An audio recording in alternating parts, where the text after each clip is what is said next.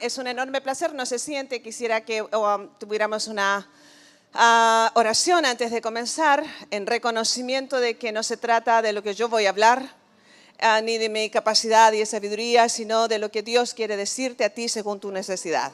Dios habló primero a mi vida, obviamente, y desde allí, aprendiendo de su palabra, es que voy a compartir. Señor, en el nombre de Jesús, nos exponemos una vez más a lo más poderoso que existe en el universo, tu palabra. Tu palabra fue suficiente para poner orden donde había desorden y donde no había esperanza, si siempre pones esperanza. Así que hoy, al abrirla juntos y recapacitar en ella, yo me dispongo a escuchar y obedecer. Dile al Señor, yo estoy dispuesto a oír y a hacer. Recibo tu palabra en el poder del Santo Espíritu de Dios, en el nombre de Jesucristo nuestro Señor. Que así sea. Puede tomar asiento, por favor. Muchas gracias. Estoy muy honrada. Me siento como que me vine a dar baño de juventud. Ya sé a dónde llegar ahora para renovar energías y demás. Estoy muy contenta de poder haber departido estos días especialmente con las mujeres, con los muchachos que están preparándose para servir el día viernes y ayer en un gran día de formación o de información para mamás. Y me llama la atención la introducción de pastor ahora, porque justamente voy a hablar acerca de algo que tenga que ver con David. Y le hemos llamado a esta reflexión victoria absoluta. Ya saben, tengo una amiga muy cercana a mí. Ella es esposa de un campeón de boxeo nuestro en México. Y él siempre fue un hombre, ya acaba de retirarse, de esta disciplina disque deportiva, déjeme aclarar. Y él ganó muchas peleas y ganó con ello mucho dinero. Pero en realidad, yéndome a la versión 1960 de este párrafo de la carta de Pablo a los Romanos, en el capítulo 8, verso 37, en realidad él era ganador, pero ella era más que ganadora. ¿Sabe? Él ganaba, pero era golpeado. Recibía el cheque, pero terminaba con la cara mal. Pero ella era mucho más que ganadora, porque al llegar sin un golpe, recibía el cheque, ¿verdad? Entonces, se trata de que nosotros vamos a aprender juntos en esta hora cómo es que Dios nos llama a ser más que vencedores, según la traducción 1960, pero me gusta y les voy a leer lo que dice esta carta paulina según la nueva traducción viviente del texto bíblico. Dice así: a pesar de todas estas cosas, lo que quieras pensar en tu vida, todas estas cosas, nuestra victoria es absoluta por medio de Cristo, quien nos amó. Mira bien esta traducción. Dios está diciéndonos a ti y a mí esta mañana, a pesar de todas estas cosas, a pesar de lo que tú estás experimentando en ese momento, a pesar de tus miedos y temores, Dios está de entrada diciéndonos a ti y a mí, nosotros tenemos la victoria absoluta por medio de Jesucristo, quien nos amó. ¿Saben? Pastor Grassman acaba de aclarar, usted me oye hablar medio raro, bueno, hay cosas que uno no supera.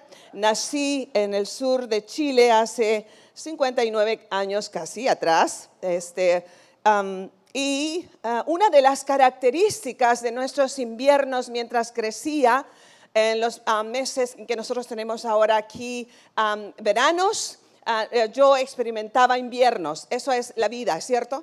Mientras unos estamos experimentando el día y otros que están en medio de la noche. Mientras uno está experimentando primaveras, otros tienen otoños. Es ahí esta dualidad permanente de la vida. Y mientras yo pasaba mis inviernos cuando era niña, el mes de julio era por demás interesante porque era un mes al que a ninguno de los niños nos gustaba. No solamente porque llovía permanentemente, pero porque los vientos eran terribles, tan fuertes que podían arrancar árboles del suelo y quitar los techos de las casas, todas esas de madera. Así que yo recuerdo casi perfectamente que en las noches de julio, en mi niñez, me gustaba esconderme, no acostarme, pero esconderme en la cama.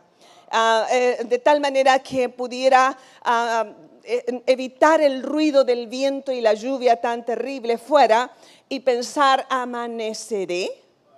¿Será que el techo aguante esta noche más? Eran los temores de mi niñez. Y creo que esa incertidumbre de no saber si va a amanecer el siguiente día o si vamos a poder superar la problemática que estamos enfrentando en ese instante, es un estado mental en el que nosotros nos encontramos con más frecuencia de la que pudiéramos reconocer. La incertidumbre es una de las ramas del miedo que puede tornarse en un gigante terrible frente a nosotros y nosotros creamos nuestros propios gigantes, nuestros propios temores, nuestros propios demonios. Eso es así. Hay una historia antigua, siempre vigente, encontrada en el texto bíblico. Y voy a leer del primer libro de Samuel, capítulo número 17, verso 45 de la versión Dios habla hoy. Dice así este verso. David le contestó, tú vienes contra mí con espada, lanza y jabalina, pero yo voy contra ti en el nombre del Señor Todopoderoso, el Dios de los ejércitos de Israel, a quien tú has desafiado. Para un lector de la Escritura, esa es una de las historias más conocidas. Jesús amaba contar historias y creo que es una buena manera de anunciar el evangelio, las buenas noticias, que es lo que significa el término evangelio.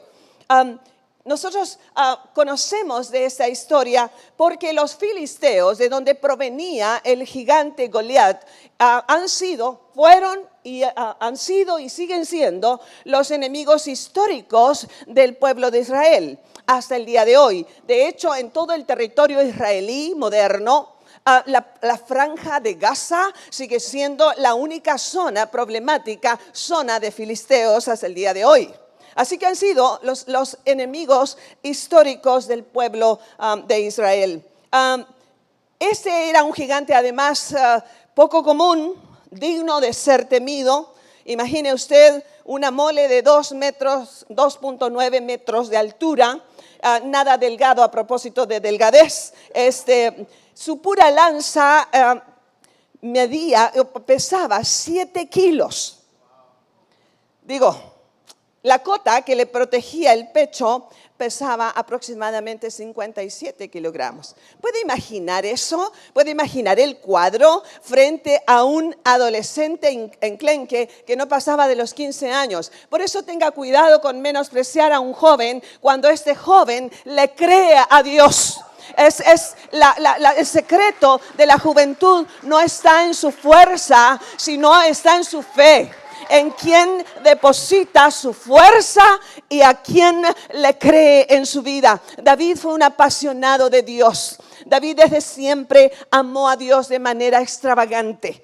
Y llega, enviado por su papá, al territorio donde estaba peleando el pueblo de Israel, y estaban allí sus hermanos. Me puedo imaginar el cuadro así como la Caperucita llegando con una canastita de quesos y demás provisiones, y no encuentra a nadie en el valle de Ela. No había nadie en ese momento, había silencio sepulcral. Me encantó, hace años atrás estuve en el valle, nuestro mentor que nos llevó en el territorio israelí moderno, nos introdujo a un espacio de tierra y nos hizo caminar hasta el centro. Nosotros no sabíamos qué estábamos pisando y él dijo, bueno, quiero que se detengan, están exactamente en el punto donde David debió haber derrotado a Goliat. Aún las montañas están allí, y a modo de broma dijo, y por ahí debe estar el riachuelo donde sacó las piedras. Usted debe saber que David sabía, parece, que Goliat tenía otros hermanos, así que por aquello de las moscas se llevó 5 piedras porque venían los otros gigantes también. David era apenas un muchacho, pero la fuerza de su corazón estaba en su fe. Aprendemos de esta lección de parte de David nuestras propias lecciones. David había aprendido a confiar en Dios en medio de la soledad. Había aprendido a guerrear en medio de un ambiente donde nadie podía defenderlo. David había afilado la lanza, había usado la honda. Desde ahí viene aquello de la honda, desde David. Él se había hecho experto en usar una buena honda. Y había sido entrenado en sus emociones para enfrentarse a sus propios demonios. Cuando nosotros, los que nos relacionamos con Dios o pretendemos hacerlo, estamos viviendo una y otra vez espacios de desiertos donde no entendemos nuestras circunstancias, donde no podemos comprender nuestros dolores y nuestras pérdidas. Cuando el temor del futuro incierto nos acorrala, tenemos que actuar en fe y pensar que Dios utiliza nuestros desiertos, nuestras pérdidas y nuestras soledades para equiparnos para lo que viene, para la victoria que viene. Eventualmente las personas dicen, cuando estaba solo, no hubo nadie a mi lado. Dios quería que tú estuvieses solo. Así de sencillo, Dios lo quería. Dios quería que estuviera solo, porque necesitamos aprender a solas a depender únicamente del Señor. Así que cuando él peleaba con osos y leones, defendiendo ovejas que ni siquiera eran suyas, porque eran de su papá. Yo no sé tú qué hubieses hecho. Si hubiese venido un león o un oso, cuando estás cuidando las ovejas que no son tuyas, yo sé lo que haría. Salgo corriendo de ahí al cabo. Si son de mi papá, me hubiese perdonado, ¿cierto? Porque se supone que para mi papá mi vida es mucho más importante que la de las ovejas. Sin embargo, David aprovechó las ocasiones. No se excusó detrás de quién era hijo, sino que enfrentó y defendió las ovejas de su padre. Con ello no tenía la menor idea en ese momento que en realidad Dios estaba poniendo todos los recursos para lo que estaba por venir en el futuro. Nuestras luchas, por más pequeñas que sean, son importantes, sí. Pero va a venir un momento. Si usted no ha pasado por un momento difícil, disfrute este momento. Pero le aseguro, le firmo donde quiera que usted va a pasar. Mientras vivamos en este mundo, así será. Dijo el Señor Jesús, en este mundo ustedes van a tener muchas aflicciones. No algunas, pero muchas aflicciones, según la traducción lenguaje actual de las palabras de Cristo. Pero confíen, yo he vencido. Pero la primera parte de esa promesa es que tendremos muchos osos y leones que enfrentar, como quiera que se llame tu oso y león. Y usted puede pensar, ¿en su suegra? ¿En su jefe? ¿En su cónyuge? ¿En sus padres? ¿En qué? ¿O en su pastor? No sé, eso ya depende de quién lo diga. Pero esa fue la preparación silenciosa que le otorgó además una comunión exquisita con Dios.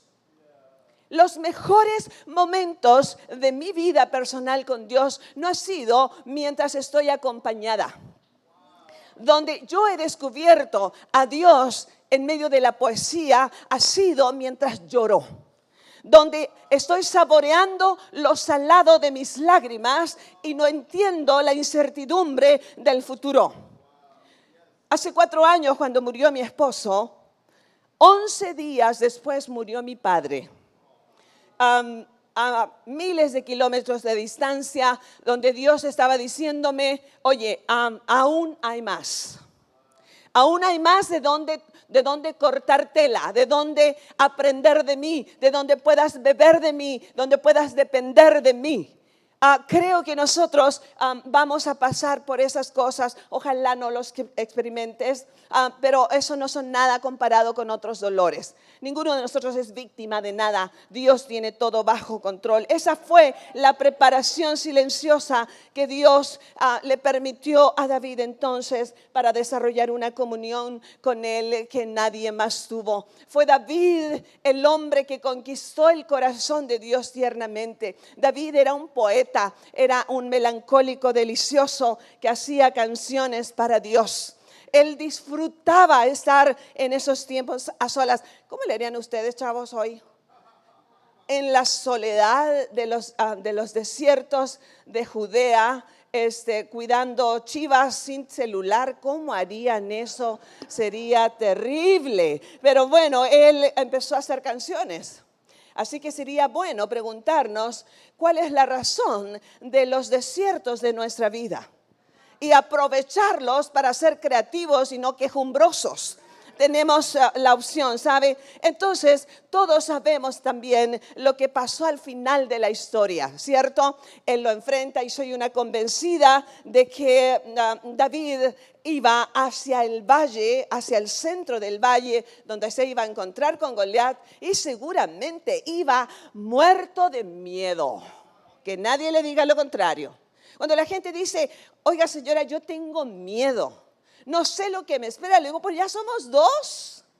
El miedo es una emoción natural, que si la sabemos aprovechar, en mi opinión, la valentía no es la ausencia del miedo, sino que con todo y nuestros miedos le creemos a Dios y damos el paso enfrente. David caminó hacia el gigante, caminó hacia esa mole humana tan temeraria como temida y él con algo muy pequeño en su mano, pero algo todopoderoso en el corazón. No es lo que cargamos en nuestra mano, no es solo nuestras habilidades, no es solamente son nuestros dones, no son nuestros recursos, sino es lo que llevamos en el corazón lo que nos va a dar la victoria. ¿Por qué? Porque la siguiente reflexión es que si bien aprendemos a través de David a cómo es que se vencen los gigantes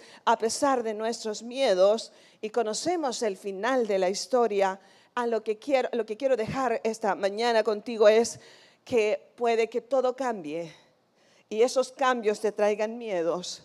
Dios no cambia. Dice Santiago Apóstol capítulo 1, verso 17, en la traducción Palabra de Dios para Todos.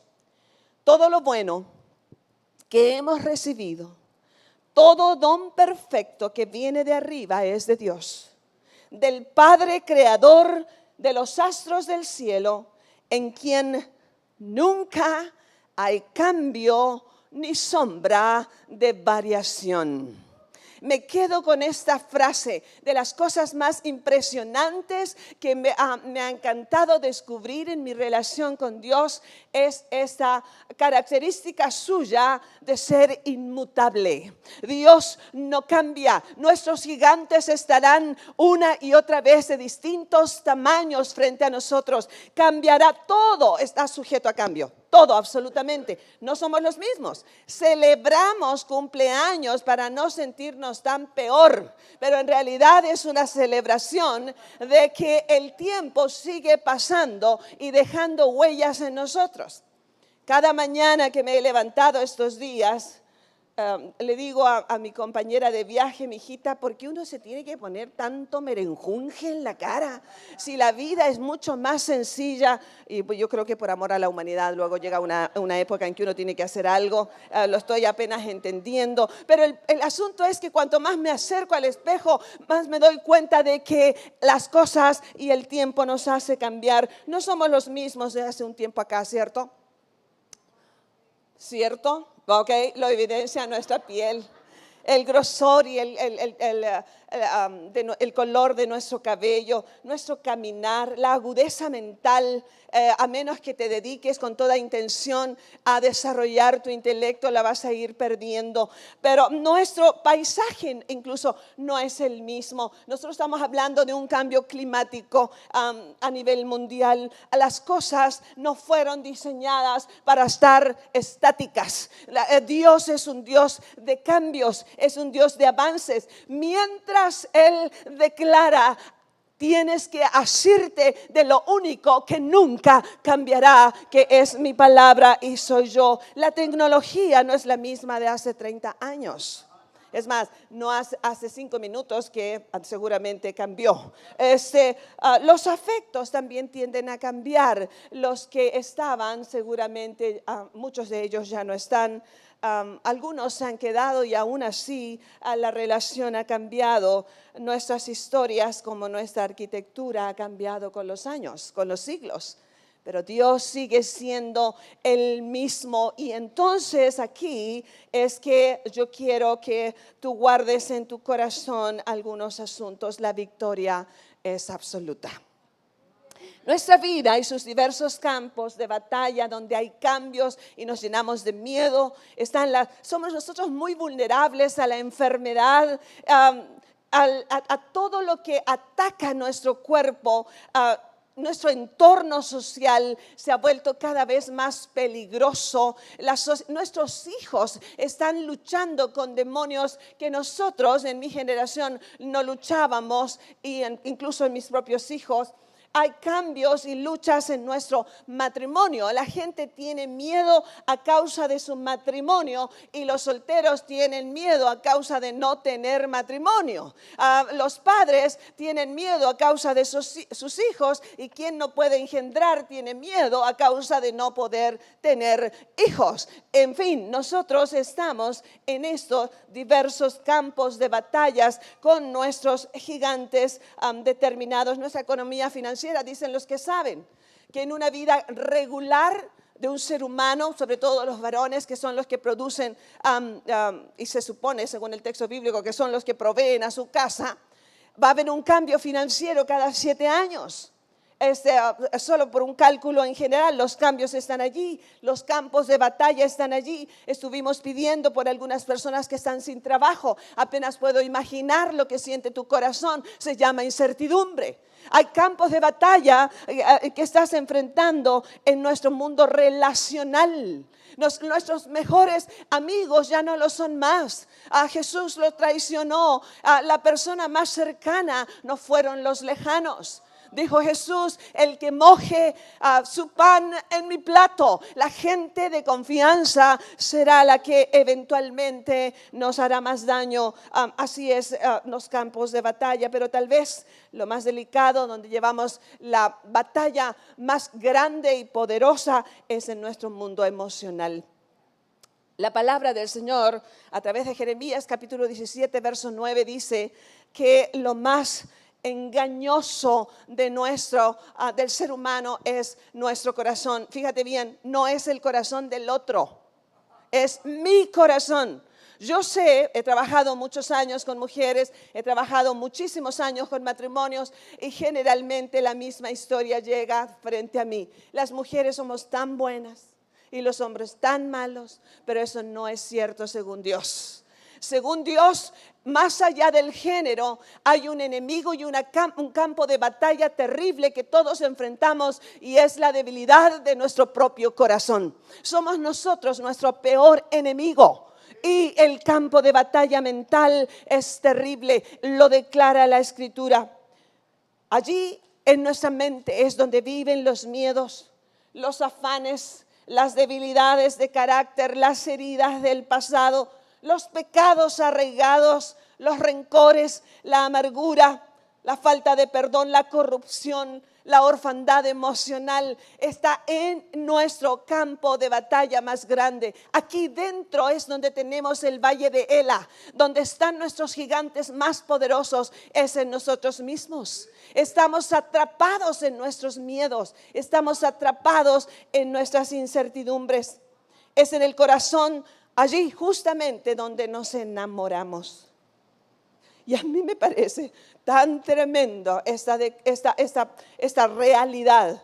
Cuando la gente dice: estoy profundamente enamorada. Leí una frase que me llamó la atención. Dice: el cerebro es el órgano del cuerpo que trabaja desde que nacemos, y luego crecemos, lo maduramos y deja de funcionar hasta que nos enamoramos. Entonces, puede que sea una tremenda realidad. Lo cierto es que con ese corazón, en una batalla campal permanente, escuche bien, nosotros nos hemos enamorado.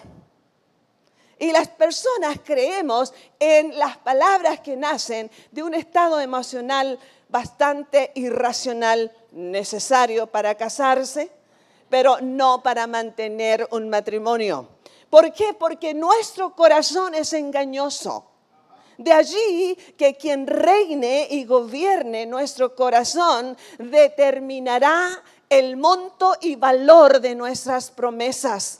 Eso es así, muy importante. Solo una persona que ha decidido hacer de Cristo el centro y motor de su vida es una persona que estará capacitada para vivir un mundo emocional donde está la mayor batalla en su mente. Va a poder controlar su alma y así evadir las batallas de su corazón, rindiéndolas a Jesucristo. Somos aquellos que nos hemos rendido a Cristo.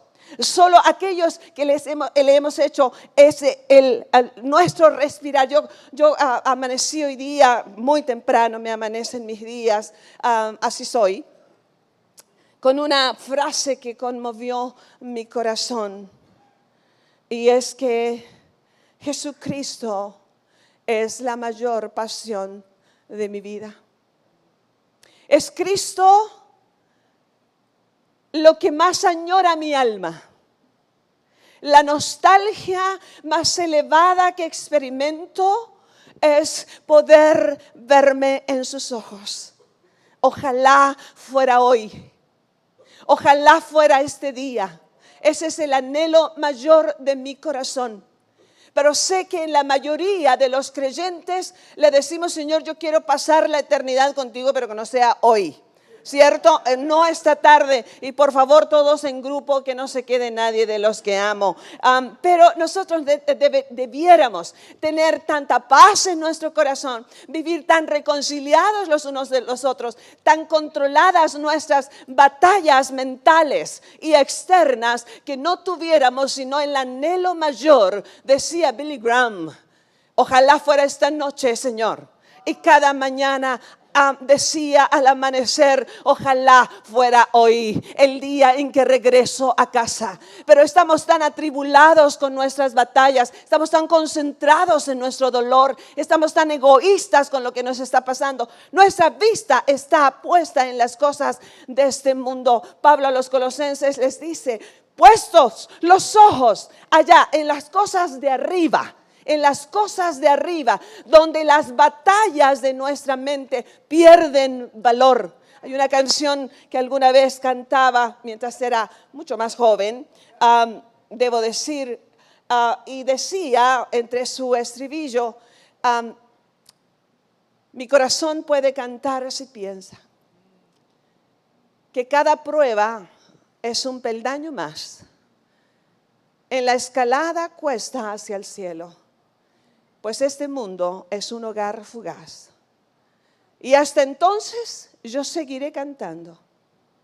Y miraré desde el cielo el tamaño de mis pruebas. Y bueno, algún día lo cantaré si acaso tengo alguna oportunidad de que me salga la voz. Pero me gusta pensar en esta canción cuando estoy atribulada con mis batallas mentales. Usted no puede imaginar lo que pasa en el corazón de alguien que está herido, de todos los demonios y gigantes que se ponen en nuestra cabeza, todas aquellas cosas que nosotros imaginamos. Olvidamos incluso el poder de la Escritura sobre nosotros, en el mejor de los casos, si la conocemos. Se nos va la vida en afanarnos, no sabemos lo que va a pasar. Dios está diciendo, si yo estuve con David, y yo fui, no fue la piedra, fue mi Santo Espíritu el que le dio la victoria. El Espíritu de Dios sigue obrando hoy exactamente igual. El mismo Dios que actuó en el pasado sigue actuando, porque en Él no hay mudanza ni sombra de variación, según lo que Santiago escribe. Pero olvidamos este tipo de verdades y nos dejamos gobernar por nuestras circunstancias. Cuando nosotros podemos de verdad rendir lo que nos afana, rendir lo que nos atrapa, lo que nos quita el gozo de vivir, lo podemos rendir a Cristo. La Biblia llama a eso un nuevo nacimiento. ¿Estás de acuerdo que tienes una cantidad de pensamientos y de maneras de ver la vida, a veces tan negativos, a veces tan dolorosos, que necesitaríamos un nuevo nacimiento? Y en Cristo es absolutamente posible.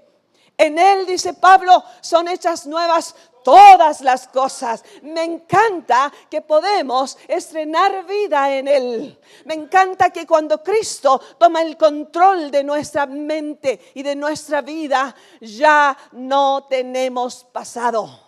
La gente podrá acusarnos, pero usted le puede preguntar, perdón, ¿estás hablando de mí? Yo ya no tengo pasado. Perdón, ¿estás aludiendo a las dificultades de mi vida? Yo ya no me hago cargo de ellas. El cielo se ha hecho cargo a través de la cruz de Cristo. Dice Isaías, capítulo número 53, verso 5, que el precio para que tú y yo tuviéramos paz mental fue en la cruz. Dice, el precio por nuestra paz fue sobre Él, y sobre su cuerpo fueron puestas nuestras llagas. Y entonces tendríamos que tener una visión fresca, positiva, alegre, agradecida, pese a nuestras circunstancias. Dice la palabra del Señor, según el profeta Isaías, en su capítulo 26, el verso 3, según la traducción lenguaje actual del texto bíblico. Dios hará vivir en paz a quienes le son fieles y confían en Él. Dios es nuestro refugio eterno. Confiemos siempre en Él. Una declaración que ha sostenido mi propia vida en mis pérdidas naturales, en las derrotas humanas, que en realidad en Cristo no pueden ser sino ganancias.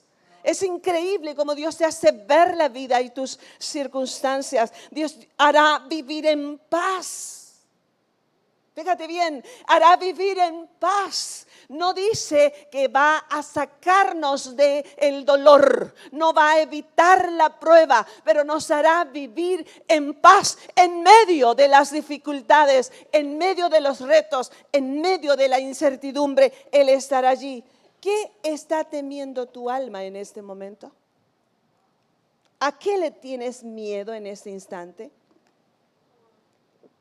¿Acaso solteros es a nunca contraer matrimonio? Bueno, si ustedes fueran más bíblicos, sabrían que Pablo aconseja quedarse así. Porque habla acerca de que el matrimonio es congoja. Pero si ustedes quieren ser acongojados, está bien, su pastor los va a casar. Pero ¿qué es el campo de batalla en este momento? ¿Están tus miedos relacionados con tu salud física, relacional o financiera? ¿Tienen que ver tus inquietudes con la amargura alojada en tu alma? Eso trae mucha inquietud. Cuando uno dice, todo está bien hasta que lo veo, se me revuelve aquí, ¿cierto? Si la congregación sería perfecta si no fuera por fulano de tal. Y entonces usted se da cuenta de que aunque ama al Señor, la autoridad de su vida la tiene un ser humano. Usted acaba de declarar que esa persona controla su mundo emocional. Y fuimos llamados a libertad. Porque el perdón no es una conveniencia del otro, es una conveniencia nuestra. El campo de batalla es allí para ser librado. Hoy es el tiempo de decidir vivir en paz, de poder derrotar a nuestro gigante. ¿Qué importa el tamaño del gigante cuando el que pelea por nosotros es el Dios de los ejércitos? ¿A quien le rinde pleitesía el universo entero? ¿Qué importa si la incertidumbre es por un diagnóstico fatal cuando Dios es el Dios que sana de muchas maneras, incluso a través de la muerte?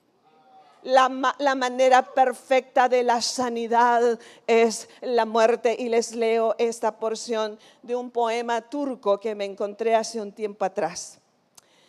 Dice: piensa que no hay manera de llegar a las montañas. ¿Eso crees? Tu corazón está muy cansado. Te acuestas esperando el sol, pero no hay mañana. No hay paz detrás de tus días difíciles. La esperanza no siempre encuentra el camino. Mañana no parece ser el día esperado. Mis palabras son ciertas. Mi corazón parece ser el único hermano. Mi esperanza, sin embargo, es eterna. Mi lucha puede que nunca termine. La vida viene y va. El mundo sigue girando. Piensas que la soledad es tu única amiga, pero estás equivocado. No te desanimes. Jamás estás solo. Y antes que lo escribiera seguramente el poeta, Dios nos había arropado. Cuando el poeta declara: el Señor es quien me pastorea. Dice la traducción lenguaje actual: tengo todo lo que necesito. Es decir, incluso lo que te hace llorar era necesario para este momento. Aquello que te ha hecho detenerte será para detenerte en tu carrera hacia donde ibas a ninguna parte, para finalmente poner los ojos en lo único eterno, al único ser que está esperando por ti para hacerte un bien eterno. ¿Qué harás con el regalo de la paz perfecta? Está en tu onda y puedes empezar a darle vuelta. Dios está aquí justo en el momento y la hora. Jamás llega tarde. Y está diciendo: deja de correr. Yo estoy a cargo. Me especializo en derrotar gigantes. ¿Cuál es el tuyo? ¿Cuál es tu miedo? ¿Cuál es tu temor? ¿Qué es lo que te detiene? Este es el tiempo de rendirnos delante del Señor y hacer caso de lo que el Padre tiene para nosotros. Quédate con esta palabra en tu corazón.